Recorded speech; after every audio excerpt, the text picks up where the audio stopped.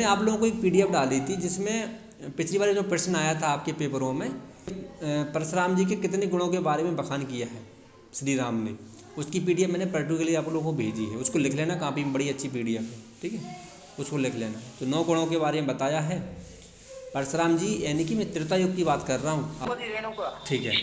भगवान परशुराम के बारे में प्रभु रामायण, महाभारत, भागवत पुराण और कल्कि पुराण, जो कल्कि पुराण है जिसे हम लोग नव पुराण भी कहते हैं, ठीक है, तो इसमें इनकी जानकारी मिलती है।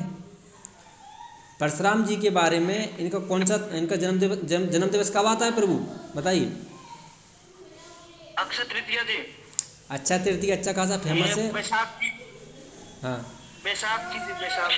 ठीक है, अक्षय तृतीया में इनका बहुत अच्छे से विस्तृत जानकारी मिलती है, ठीक है महाराज। अब सुनो महाराज, राम कृष्ण और आपके रह गए हैं कल्कि भगवान, इनके बारे में मैंने बता ही दिया था। तो 10 अवतारों का ये तिथि ज्ञान आप अपने पास रखना। अब देखो प्रश्न ऐसे, आपसे प्रश्न ऐसे भी बन सकता है महाराज कि भगवान जो विष्णु का जो नरसिंह अवतार है ये कौन से युग में हुआ था, राम का अवतार कौन से युग में हुआ था, परशुराम जी का अवतार कौन से युग में हुआ था, श्री कृष्ण भगवान का अवतार कौन से युग में हुआ था। तो ये सबको पता है। वेंकटेश्वर का अवतार कब हुआ था? कलयुग में। ध्यान रखना, जैसे ही भगवान श्री कृष्ण की जाने के 35 वर्ष बाद कलयुग का प्रारंभ हो गया था, और उनके अवतार के बाद ही वेंकटेश्वर का अवतार माना जाता है, ऐसी हमको जानकारी मिलती है, ठीक। पुराण में इनकी कथा आती है, भविष्य पुराण में ही कल की अवतार का वर्णन है। तो उसमें ऐसा भी लिखा है भविष्य पुराण में कि एक बार पुनः सतयुग की फिर से भी स्थापना हो सकती है। वो होगी, क्लियर है, निश्चित है, होगी, ध्यान रखना। तो भगवान विष्णु के 10 अवतारों के बारे में आपको जानकारी दे रहा था। ऐसे ही भगवान विष्णु के 24 अवतारों के नाम तो आपको पता होना ही चाहिए।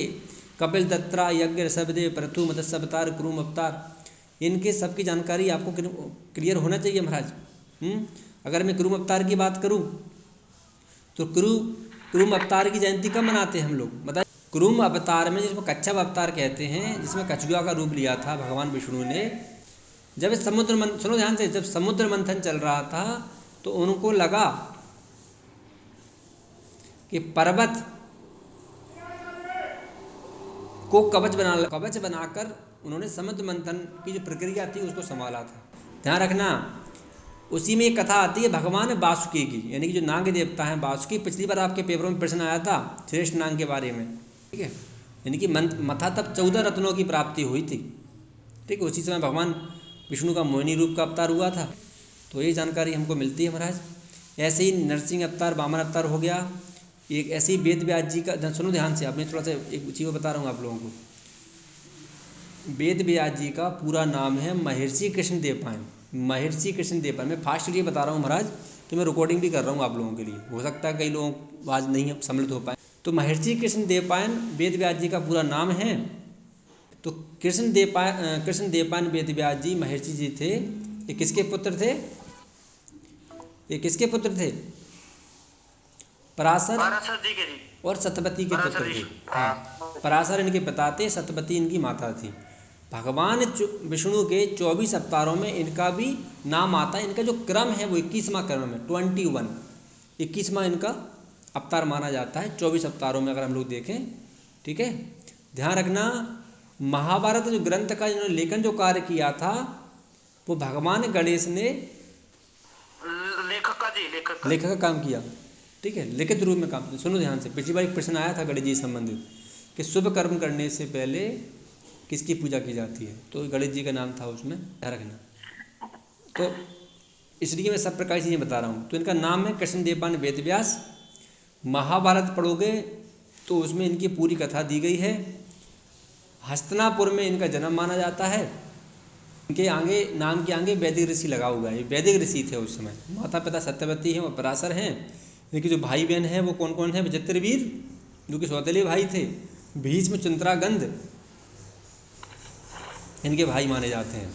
इसके बाद जो श्रीमद् भागवत पुराण आप सुनते हो, जो सुखदेव जी और परीक्षित जी का जो वृत्तांत है, तो जो सुखदेव जी बोलते हैं वो इनके पुत्र हैं महाराज। कई लोगों को पहली बार जानकारी मिल रही, कई लोगों को पता होगा पहले से। तो ये उनके पुत्र हैं। नमस्तो ते व्यास विशाल बद्दे बोला रविंद्राय पत्र नेत्रः।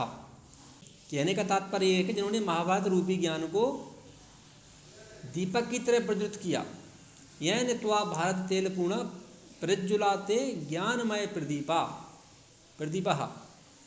तो ऐसे वेदव्यास जी को हम नमस्कार करते हैं।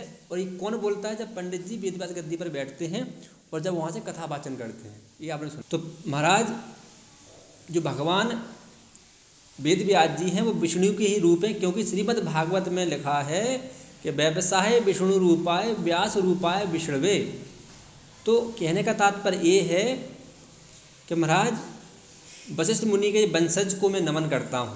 नमो वे ब्रह्मानिधे वासिष्ठाय नमो नमः, ऐसी उनकी कथा आती है।